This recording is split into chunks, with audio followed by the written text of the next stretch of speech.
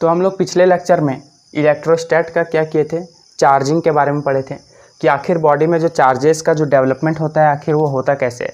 और फिर हम लोग बहुत सारा प्रोसेस पढ़े थे कि चार्जिंग का क्या क्या प्रोसेस है, जिसमें कि सबसे पहला हम लोग पढ़े थे कि चार्जिंग बाय कंडक्शन, फिर पढ़े थे चार्जिंग बाय इंडक्शन, फिर हम लोग डिस्कस किए थे चार्जिंग बाय फ्रिक्शन के बारे में। तो ये हम लोगों का मेन था क्योंकि इसमें से हम लोगों का बहुत सारा कन्फ्यूज़न था, चार्जिंग बाय फ्रिक्शन। तो एक बार इसको फिर से हम लोग अच्छे से पढ़ लेते हैं, देखते हैं क्या होता है। वैसे पिछले लेक्चर में बताया हुआ है, सिर्फ इसका डाउट क्लियर करना है आज। तो इसमें क्या होता है कि दोनों बॉडी जो होता है ना वो अनचार्ज होता है, ठीक है। ये रहा बॉडी ए और ये रहा बॉडी बी। ए बॉडी के पास भी चार्ज नहीं है और ना ही बी बॉडी के पास चार्ज है। ये भी अनचार्ज बॉडी है और ये भी अनचार्ज बॉडी है। अनचार्ज कहने का मतलब पिछले लेक्चर में हम लोगों ने बात कर लिया था, ऐसा नहीं है कि उसमें चार्ज नहीं है, चार्ज है लेकिन न्यूट्रल है ना। इट मीन्स जितना पॉजिटिव चार्ज है उतना ही नेगेटिव चार्ज है। तो ये दोनों के पास कोई भी चार्ज का भी डेवलपमेंट हुआ नहीं है ना। ये भी अनचार्ज बॉडी है और ये भी अनचार्ज बॉडी है।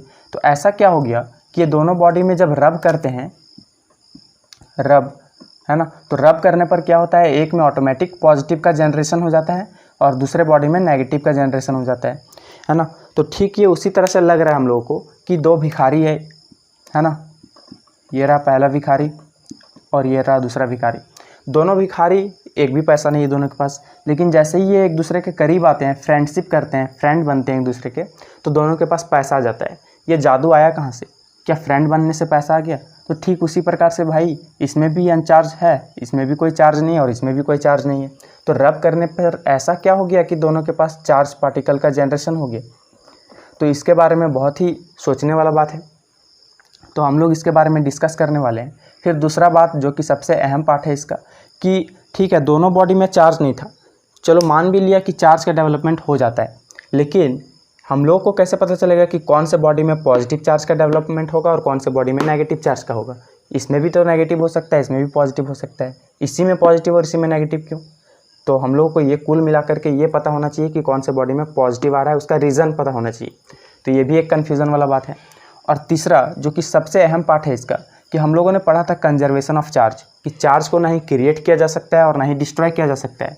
तो भाई यहाँ पर बॉडी में इसमें भी चार्ज नहीं था और इसमें भी नहीं था, तो ऐसा इसमें तो दिख रहा है कि इसमें चार्ज का क्रिएशन हो गया है, लेकिन नहीं, चार्ज का क्रिएशन नहीं हुआ है ना। हम लोग अभी इसके बारे में डिस्कस करने वाले हैं। तो कुल मिलाकर के 3 सवाल समझ में आया। पहला कि कौन सा बॉडी में पॉजिटिव आएगा, कौन सा नेगेटिव, कौन सा बॉडी में नेगेटिव, कैसे पता चलेगा। दूसरा कि दोनों भिखारी था, दोनों के पास कोई चार्ज नहीं था, तो रब करने पर ऐसा क्या हो गया कि दोनों के पास चार्ज आ गया। तीसरा, क्या ये कंजर्वेशन ऑफ चार्ज को फॉलो करता है या नहीं, है ना। तो 3 सवाल आज हम लोग इसके बारे में डिस्कस करने वाले हैं। तो चलिए स्टार्ट करते हैं। तो इसको समझने से पहले हम लोगों को ना कुछ स्ट्रक्चर बनाना पड़ेगा, एटॉमिक स्ट्रक्चर। तो चलिए बनाते हैं, बहुत ही ईजी है। तो हम लोग ये मान लेते हैं कि 2 एटम है हम लोगों के पास। एक है एटम ए जिसका एटॉमिक नंबर हम लोग ले लेते हैं 20, ठीक है। और एक रहा एटम बी जिसका एटॉमिक नंबर हम लोग ले लेते हैं 16, ठीक है। एक का एटॉमिक नंबर 20 और दूसरे का 16। अब हम लोग क्या करेंगे, दोनों एटम का हम लोग इलेक्ट्रॉनिक कन्फिग्रेशन निकालेंगे। सबको निकालना आता है, 2 8 8 2 2 8 10 10 और 8 18 और 2 20, ये तो सबको ही को आता होगा। फिर हम लोग दूसरा एटॉमिक नंबर ले लेते हैं 16, तो 2 8 10 और 6। तो दोनों का हम लोग इलेक्ट्रॉनिक कन्फिग्रेशन निकाल चुके हैं। अब हम लोग इसका एटॉमिक स्ट्रक्चर बनाना स्टार्ट करेंगे। तो जैसा कि पता होता है कि बीच में होता है न्यूक्लियस, पॉजिटिव चार्ज, तो ये रहा बीच में पॉजिटिव चार्ज। फिर पहला वाला सेल में कितना इलेक्ट्रॉन होगा, 2, तो ये रहा पहला सेल और ये रहा दूसरा सेल। अभी हम लोग इलेक्ट्रॉन फिल करेंगे इसमें। ये रहा तीसरा सेल, है ना, और ये रहा चौथा सेल, दिख रहा है। तो ठीक उसी प्रकार से यहाँ पर भी हम लोग स्ट्रक्चर बना लेते हैं। यहाँ पर स्ट्रक्चर कैसा होगा, बीच में ये रहा न्यूक्लियस, ये रहा पहला सेल में 2 इलेक्ट्रॉन, दूसरा सेल में 8 इलेक्ट्रॉन और तीसरा सेल में 6 इलेक्ट्रॉन, दिख रहा है। अब दोनों का जब स्ट्रक्चर बना लिया हम लोग, तो यहाँ पर इलेक्ट्रॉन फिल करते हैं। पहला सेल में कितना, 2 1 2, फिर 8, तीसरा में भी 8, तो जल्दी से फिल करते हैं।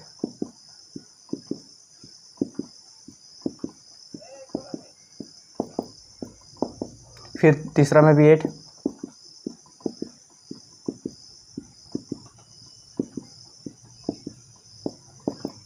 फिर लास्ट इलेक्ट्रॉन में 2, लास्ट सेल में कितना 2 चार्ज, 2 इलेक्ट्रॉन फिल करेंगे। फिर पहला सेल में 2, फिर दूसरा में 8,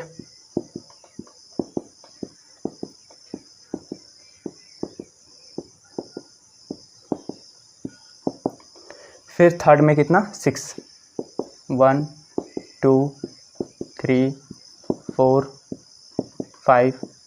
हम लोग ये जो स्ट्रक्चर बनाए हैं वो रैंडमली बनाए हैं, तो ऐसा नहीं सोचिएगा कि यार इलेक्ट्रॉन का डिस्टेंस ऐसा ऐसा होता है क्या, तो हम लोग समझने के तौर पर बनाए हैं, ठीक है, इसमें ज़्यादा लोड लेने का नहीं। तो हम लोग एटॉमिक नंबर एक का 20 ले लिए और एक का 16 ले लिए हैं, और एक का जो है हम लोग सबका दोनों का क्या किया, इलेक्ट्रॉनिक कन्फिग्रेशन लिखने के बाद एटॉमिक स्ट्रक्चर को हम लोग बना लिए। अब बनाने के बाद क्या करेंगे, देखिए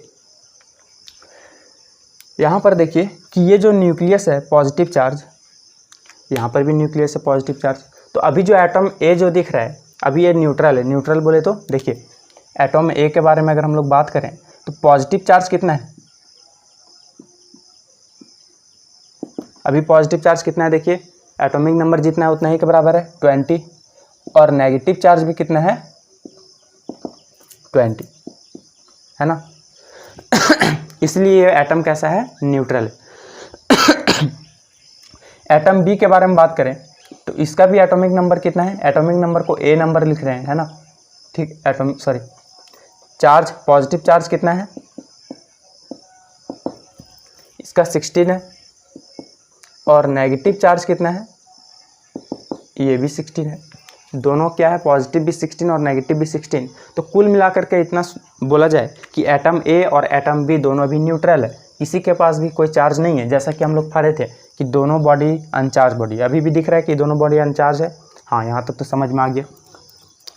अब हम लोग करते क्या थे, ये दोनों बॉडी को रब करते थे, है ना, तो रब करते थे। देखिए चलिए रब करते हैं दोनों बॉडी को। तो रब करने से क्या होगा, देखिए ये पॉजिटिव चार्ज है, इसके लास्ट वाला जो सेल होता है हमेशा इलेक्ट्रॉन निकलता है एटम से, कहाँ से निकलता है, लास्ट सेल से निकलता है। किससे निकलता है, लास्ट सेल से। जैसे मान लीजिए बोतल में पानी भरा हुआ है ना, बोतल में जब पानी फिल होता है या फिर कोई भी लिक्विड फिल होता है तो सबसे पहले हम लोग ढक्कन को हटाते हैं, बाहर वाला एरिया को, है ना, तब पानी अंदर वाला निकलता है कि नहीं निकलता है। तो इसीलिए जब इलेक्ट्रॉन जब निकलता है ना तो बाहर वाला सेल से धीरे धीरे निकलना स्टार्ट होता है, तब अंदर तक इफेक्ट पहुंचेगा। ऐसा तो नहीं है कि बिना हम लोग ढक्कन खोले पानी निकाल देते हैं बोतल से, नहीं। तो ठीक उसी तरह से एटॉमिक स्ट्रक्चर में भी होता है कि ढक्कन इसका पहले खुलना चाहिए। इट मीन्स बाहर वाला जो इलेक्ट्रॉन है वो खाली होगा तब अंदर वाला खाली हो सकता है। तो यहाँ तक तो समझ में आ गया। तो रब करते हैं तो बाहर वाला सेल से इलेक्ट्रॉन निकलेगा पहले, हाँ ये तो समझ में आ गया। तो देखिए यहाँ पर ये पॉजिटिव चार्ज के बाद में कितना सेल है, 1 2 3 4 दिख रहा है। तो ये कितना, इसका डिस्टेंस क्या है, अभी आप लोग आप ही खुद बताइएगा। और इसमें देखिए पॉजिटिव चार्ज के बाद जो न्यूक्लियस है उसके बाद का कितना सेल है, 1 2 3 दिख रहा है। क्या आप लोग ये अंदाज़ा लगा लिए कि न्यूक्लियस से जो है लास्ट वाला सेल में से किसका डिस्टेंस ज़्यादा है। देखिए इसका 3 सेल पाता है और इसका 4, तो इसका डिस्टेंस ज़्यादा है लास्ट वाला से।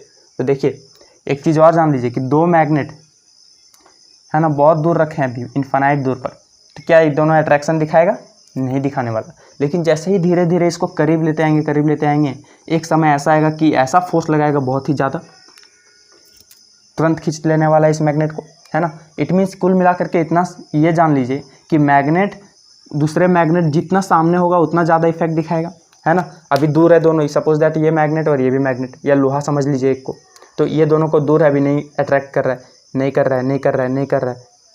सामने आया ज़्यादा कोलिजन होगा, जैसे ही सामने आएगा और ज़्यादा मैग्नेट टकराएगा। इट मीन्स फोर्स किस में ज़्यादा लगता है, जिसमें डिस्टेंस कम होता है। तो ठीक उसी तरह से एटॉमिक स्ट्रक्चर में भी होता है। न्यूक्लियस से लास्ट वाला सेल जितना नज़दीक होगा उतना ज़्यादा फोर्स ऑफ अट्रैक्शन दिखाता है। तो बताइए किसमें ज़्यादा फोर्स ऑफ अट्रैक्शन होगा इसमें। देखिए इसमें न्यूक्लियस से जो है लास्ट वाला सेल बहुत ज़्यादा डिस्टेंस में है इसके मुकाबले, इसका डिस्टेंस कम है, तो ये फोर्स ऑफ अट्रैक्शन ज़्यादा होगा ना इसका, तो इसका फोर्स ज़्यादा होगा और इसका फोर्स कम होगा इसके मुकाबले कंपैरिजन पर। तो ये तो समझ में आ गया भाई।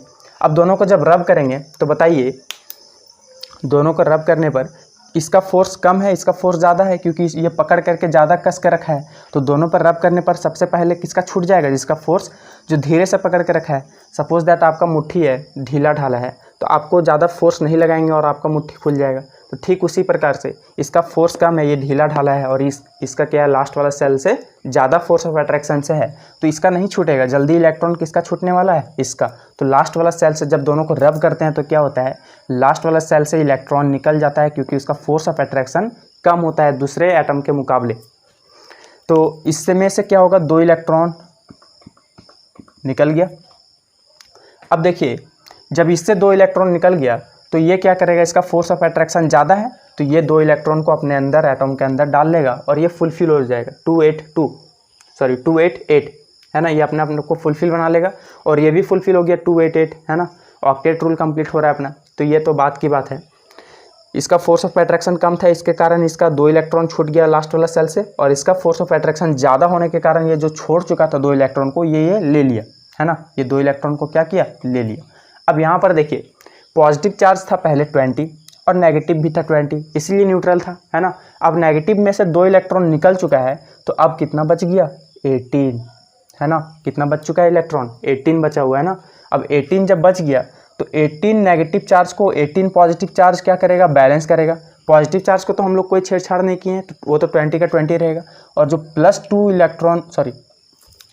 +2 चार्ज जो बचा हुआ है पॉजिटिव का, वो ज़्यादा दिखने वाला है ना, तो इस बॉडी पर कौन सा चार्ज शो कर जाएगा, +2, क्योंकि 2 इलेक्ट्रॉन निकल चुका है। आप ऐसे सोचिए कि 2 इलेक्ट्रॉन अगर निकल चुका है, इट मीन्स वो बाद में हमको मिलने वाला है, तो मेरा थिंकिंग कैसा होगा, पॉजिटिव। और कितना इलेक्ट्रॉन निकला है, 2, इसलिए +2, ठीक है। अब इसमें आ जाइए, इसका फोर्स ऑफ अट्रैक्शन ज़्यादा था, तो ये 2 इलेक्ट्रॉन को क्या किया, ले लिया। तो अभी देखिए, इसका चार्ज पार्टिकल पहले पॉजिटिव कितना था, 16 था, और नेगेटिव भी 16 था, तो न्यूट्रल था। लेकिन ये negative charge, it means electron को 2 इलेक्ट्रॉन ये ले चुका है, तो +2 और बढ़ गया ना इसका, तो बढ़ गया, तो अब पॉजिटिव और नेगेटिव 16 बैलेंस कर लेगा, और जो +2 जो बच चुका है एक्स्ट्रा, कौन सा चार्ज बचा हुआ है, नेगेटिव, इसलिए इसमें कौन सा चार्ज आएगा, -2। या फिर ऐसे सोचिए कि ये लिया है किसी से, इसको टेंशन है बाद में कि हम वो कर्ज कैसे वापस करेंगे, उसको कर्ज है ना वो, तो टेंशन है, तो इसलिए नेगेटिव थिंकिंग आएगा। और कितना कर्ज लिया है, 2 इलेक्ट्रॉन का, इसीलिए -2। तो ये बात समझ में आ गया कि चार्जेस का डेवलपमेंट कहाँ होता है, 2 बॉडी पर रब करने पर। इसलिए कब होता है, दोनों बॉडी अनचार्ज है, कहने का मतलब ये है कि दोनों न्यूट्रल होता है। और रब करने पर क्या होता है कि एक में पॉजिटिव और एक में नेगेटिव। अब ये सवाल तो आप लोगों को उठ गया होगा कि ये आखिर पॉजिटिव और नेगेटिव कैसे आ जाता है चार्ज। तो देखिए, एक का जो फोर्स ऑफ अट्रैक्शन कम होता है, और किस में पॉजिटिव और किस में नेगेटिव आता है, जिसका फोर्स ऑफ अट्रैक्शन कम होता है उससे इलेक्ट्रॉन छूट जाता है, विड्रॉ कर जाता है, तो उसमें कौन सा चार्ज आएगा, प्लस। और जिसका फोर्स ऑफ अट्रैक्शन ज़्यादा होता है जिस एटम का, वो इलेक्ट्रॉन ले लेता है ना, अपने अंदर डाल लेता है, फिर उसमें कौन सा चार्ज आ जाएगा, माइनस। समझ में आ गया होगा आप लोगों को। अब दूसरा बात ये है कि ये चार्जिंग, ये कंजर्वेशन ऑफ चार्ज को फॉलो कर रहा है कि नहीं कर रहा है, जी हाँ कर रहा है। क्या पढ़ा था कंजर्वेशन ऑफ चार्ज में, कि चार्ज को नहीं क्रिएट किया जा सकता है और नहीं डिस्ट्रॉय किया जा सकता है, सिर्फ एक बॉडी से दूसरे बॉडी में ट्रांसफ़र किया जा सकता है। तो देखिए, अभी भी कुल मिला करके, है ना, बॉडी में अब 20 पहले चार्ज था इसमें, और इसमें 16, तो न्यूट्रल था दोनों। तो जब इससे 2 इलेक्ट्रॉन निकल चुका है, तो चार्जिंग के यहाँ डिस्ट्रॉय हो रहा है, दिख रहा है, लेकिन डिस्ट्रॉय नहीं हुआ है, ये क्या हुआ, एक बॉडी से दूसरे बॉडी में ट्रांसफ़र हो गया है। तो चार्जिंग जो होता है, चार्ज वो ना ही क्रिएट किया जा सकता है और ना ही डिस्ट्रॉय किया जा सकता है, सिर्फ एक बॉडी से दूसरे बॉडी में ट्रांसफ़र किया जा सकता है। लेकिन कुल मिलाकर के देखा जाए तो टोटल चार्जेस जो है अभी भी दोनों में सम करेंगे तो बराबर आएगा, इक्वल आएगा, वो बढ़ेगा या घटेगा नहीं। तो इट मीन्स ये कंजर्वेशन ऑफ चार्ज को फॉलो कर रहा है। ये भी क्लियर हो गया, तो सारा सवाल अब हम लोगों के मन में से क्लियर हो गया होगा। अब यहाँ पर ना एक बहुत ही इंपॉर्टेंट क्वेश्चन आता है। क्वेश्चन ये है कि बताइए, जब एटम जब न्यूट्रल था, है ना, इट मीन्स मास ऑफ ए जब न्यूट्रल था, तब जब इससे कोई चार्ज निकला नहीं था तब, है ना, और एक बार जब इससे चार्ज निकल चुका है, इट मीन्स इलेक्ट्रॉन निकला है, तो कौन सा चार्ज आएगा, +2। तो देखिए Ma+2। अब बताइए दोनों में मास किसका ज़्यादा होगा, Ma का या फिर चार्ज निकालने के बाद का, न्यूट्रल बॉडी का या फिर न्यूट्रल बॉडी के बाद का, जब जो चार्ज निकाल चुका है, जब उस बॉडी पर चार्ज आ चुका है तब। तो आप लोग ऐसे सोचिए कि पहले जब न्यूट्रल था तो उसमें फुलफिल इलेक्ट्रॉन था, और जब चार्ज आ चुका है तो इट मीन्स वो 2 इलेक्ट्रॉन को लूज़ कर दिया ना, लूज़ कर दिया, अपने से निकाल दिया। तो हम लोग पढ़े थे कि इलेक्ट्रॉन का भी मास होता है, तो जब इलेक्ट्रॉन निकला तो पक्का इससे मास निकला होगा, है ना। कौन सा चार्ज आया इसमें, +2। इलेक्ट्रॉन निकलने पर कौन सा चार्ज आता है, +2। तो देखिए, इलेक्ट्रॉन निकलने के बाद +2 चार्ज आया है, इट मीन्स मास में थोड़ा कम हो गया होगा ना। तो चार्ज इस बॉडी में अगर हम लोग बात करें तो सबसे ज़्यादा मास न्यूट्रल बॉडी का होगा। क्यों? क्योंकि जब इलेक्ट्रॉन निकाल देगा तो उसका मास ऑटोमेटिक घट जाएगा, तो Ma का जो है ज़्यादा मास होगा Ma+2 के मुकाबले। अब इस बॉडी में अगर हम लोग बात करें, बताइए Mb का मास ज़्यादा होगा या फिर इस पर चार्ज आने के बाद, देखिए Mb का ज़्यादा होगा या फिर Mb-2 का होगा। तो यहाँ पर सोचिए, पहले न्यूट्रल था ये भी बॉडी, हाँ Mb न्यूट्रल था, अब 2 इलेक्ट्रॉन ये ले चुका है इट मीन्स इलेक्ट्रॉन में मास होता है ना, तो मास को भी अपने अंदर डाल लिया ये, तो इसका वेट पहले मास क्या हो गया, बढ़ गया होगा पहले के मुकाबले। इट मीन्स Mb2 का जो है मास ज़्यादा होगा Mb के मुकाबले इसमें।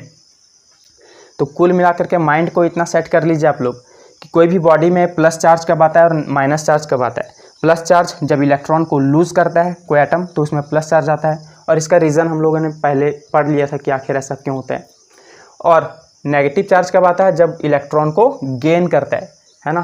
तो यहाँ पर लिख लीजिए इलेक्ट्रॉन गेनिंग पॉजिटिव चार्ज आएगा, और इलेक्ट्रॉन लूज, कोई एटम अगर लूज़ कर रहा है तो नेगेटिव चार्ज आएगा। ठीक है, तो इसको नोट करें, फिर हम लोग आगे देखते हैं।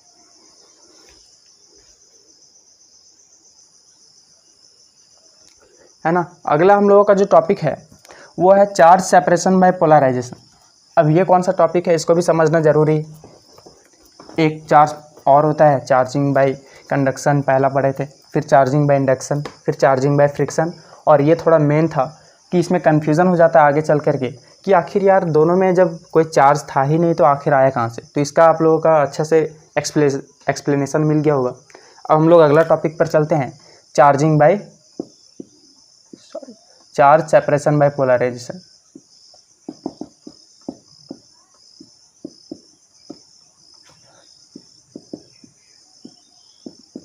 है ना, अब ये कौन सा चिड़िया का नाम है, चार्ज सेपरेशन बाय पोलराइजेशन। ये कुछ नहीं है, जैसा कि दिख रहा है टॉपिक सेपरेशन, है ना।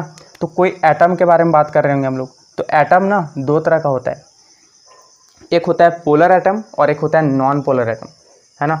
तो नॉन पोलर एटम क्या होता है, सबसे पहले हम लोग बात करते हैं non polar atom.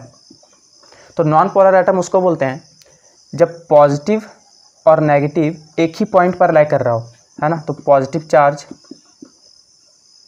And negative charge, इसको नेगेटिव ऐसे लिखे सिंबल में, negative charge lie at same point, है ना। तो हम लोग कोई एटम ऐसा मान लिए कि जिसमें पॉजिटिव और नेगेटिव एक ही पॉइंट पर लाई कर रहा है ना। तो देखिए जो लाई एट सेम पॉइंट, तो दोनों एक ही पॉइंट पर लाई करेगा तो हम लोग उस एटम को क्या बोलेंगे, नॉन पोलर एटम। ठीक है, अब अगला पोलर एटम क्या है, पोलर एटम उसको बोलते हैं जिसमें पॉजिटिव और negative lie at a some distance, कुछ डिस्टेंस पर लाई करेगा तो उस एटम को हम लोग क्या बोलते हैं, पोलर एटम। ठीक है, positive charge, positive and negative charge lie at distance, जब कुछ डिस्टेंस पर, सम डिस्टेंस लिख देते हैं, जब पॉजिटिव और नेगेटिव चार्ज जब कुछ डिस्टेंस पर लाई करता है, इट मीन्स दोनों के बीच में कुछ डिस्टेंस होना चाहिए, तो उसमें हम लोग क्या बोलते हैं उस एटम को, पोलर एटम। ठीक है, तो यहाँ तक तो समझ में आ गया कि नॉन पोलर एटम किसको बोलते हैं और पोलर एटम किसको बोलते हैं। सिंपल मिला करके अगर बोला जाए तो पॉजिटिव और नेगेटिव के बीच में जो डिस्टेंस है वो 0 है, डिस्टेंस कितना है, 0, और इसमें कुछ ना कुछ डिस्टेंस आएगा।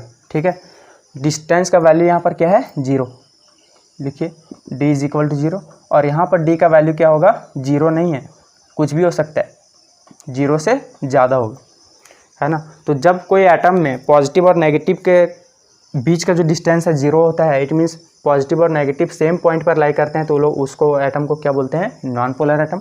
और पोलर एटम किसको बोलते हैं, जब पॉजिटिव और नेगेटिव चार्ज के बीच में कुछ सेपरेशन होता है, कुछ डिस्टेंस होता है, तो हम लोग बोलते हैं कि उसको, वो कौन सा एटम है, पोलर एटम। तो हम लोग कुल मिलाकर के चार्ज सेपरेशन बाय पोलराइजेशन में ऐसा प्रोसेस पढ़ने वाले हैं कि हम लोग नॉन पोलर एटम को पोलर एटम में कैसे कन्वर्ट कर पाएंगे। इट मीन्स जब ये दोनों सेम पॉइंट पर लाई कर रहा था तो हम लोग इसको क्या करेंगे, पॉजिटिव और नेगेटिव में डिस्टेंस ले आएंगे। अब वो किस तरह से ले आएंगे हम लोग बात करेंगे। सिर्फ क्या करना है, डिस्टेंस ले आएंगे तो ये कौन सा एटम बन जाएगा, पोलर एटम बन जाएगा। क्यों, क्योंकि पोलर एटम का डेफिनेशन क्या बोलता है कि पॉजिटिव और नेगेटिव में कुछ डिस्टेंस होना चाहिए। तो नॉन पोलर एटम को पोलर एटम में कैसे कन्वर्ट करेंगे, इसी प्रोसेस को हम लोग क्या बोलते हैं, चार्ज सेपरेशन बाय पोलराइजेशन। ये बात समझ में आया आप लोगों को। एक बार फिर से देख लीजिए कि नॉन पोलर एटम उस एटम को बोलते हैं जिसमें पॉजिटिव और नेगेटिव चार्ज में कोई डिस्टेंस नहीं होता है, जीरो डिस्टेंस होता है ना। तो ऐसे एटम को हम लोग क्या बोलते हैं, नॉन पोलर एटम। और कोई ऐसा एटम जिसमें पॉजिटिव और नेगेटिव में कुछ सेपरेशन है, कुछ डिस्टेंस है वो दोनों में, तो उस एटम को हम लोग क्या बोलते हैं, पोलर एटम। तो कुल मिलाकर के चार्ज सेपरेशन बाय पोलराइजेशन में हम लोग क्या पढ़ने वाले हैं कि किसी नॉन पोलर एटम को पोलर एटम में कन्वर्ट करने का जो तरीका होता है उसी को हम लोग क्या बोलते हैं, चार्ज सेपरेशन बाय पोलराइजेशन, है ना। तो नॉन पोलर एटम को पोलर एटम में कन्वर्ट करने पर जो भी फेनोमिना होगा उसी फेनोमिना को हम लोग क्या बोलेंगे, चार्ज सेपरेशन बाय पोलराइजेशन।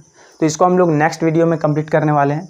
अभी तक के लिए यहीं तक, और नेक्स्ट वीडियो जो हमारा होगा वो बहुत ही इंपॉर्टेंट होगा, है ना। कूलम्स लॉ हम लोग जहाँ पर छोड़े थे उसका न्यूमेरिकल के लिए हम लोग ढांचा बनाएंगे कि आखिर न्यूमेरिकल में क्या क्या प्रॉब्लम आते हैं उसके बारे में डिस्कस करने वाले हैं।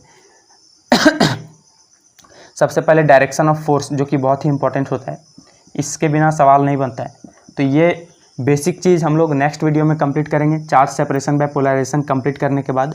और इसी में हो सकता है हम लोग एक दो न्यूमेरिकल बना भी लें, है ना। डायरेक्शन ऑफ फोर्स अगला टॉपिक में हम लोग पढ़ने वाले हैं। फिर ये वाला टॉपिक को क्लियर करेंगे, चार्ज सेपरेशन बाय पोलराइजेशन। फिर हम लोग कूलम्स लॉ का पूरा सवाल में हम लोग क्वेश्चन देखेंगे कि किस तरह से क्वेश्चन आता है। फिर हम लोग इलेक्ट्रोस्कोप और भी बहुत सारा टॉपिक है जो कि एग्ज़ाम से रिलेटेड है बहुत ही। तो अभी तक के लिए यहीं तक रहने देते हैं। Thank you.